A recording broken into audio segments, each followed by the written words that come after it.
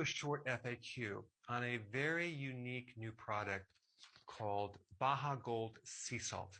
Okay. Now, I have used a lot of different sea salt and I love salt and I recommend it. But there's a certain salt that I stumbled on a few years ago that just really got me interested in salt. And I decided to carry my own brand. But I want to talk about exactly what it is and how it's different than other types of sea salt. Now, this specific type of salt is from the Sea of Cortez, a very pristine, healthy part of the world. And what's unique about it is its level of sodium chloride, okay? Because sea salt is composed of not just sodium chloride, but all the other minerals. So sodium chloride, these two minerals make up 77.5% of this product. Now, what is so unique about that? Well, most other sea salts are much higher in sodium chloride. They're like most of them are like 98%, which means they don't give room for the other minerals and the trace minerals. So this product has a lot of additional minerals and trace minerals that these other sea salt products don't have. So it can be used as a mineral and trace mineral product as well as something to enhance the flavor of your food. And what you're going to notice if you try this is that it gives a completely different taste to your food. It's really actually quite delicious. It does not taste overly salty. It just enhances the taste of that food. Normally food, like for example, tomatoes, should come with a lot of nutrients and minerals and trace minerals. But unfortunately, our foods nowadays are really bland and they just don't have the nutrient density. So even if you were to put this on a regular tomato, it would really taste a lot different than just using sea salt. So check this out. I'm going to compare this salt with other types of sea salt.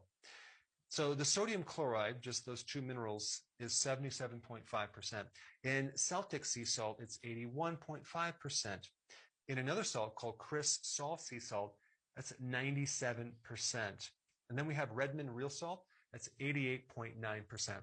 Now check this out. And I'm talking about parts per million. Okay, I'm going to compare calcium. So the calcium in this salt is 4,490 parts per million compared to Celtic sea salt, which is only 1,500 parts per million.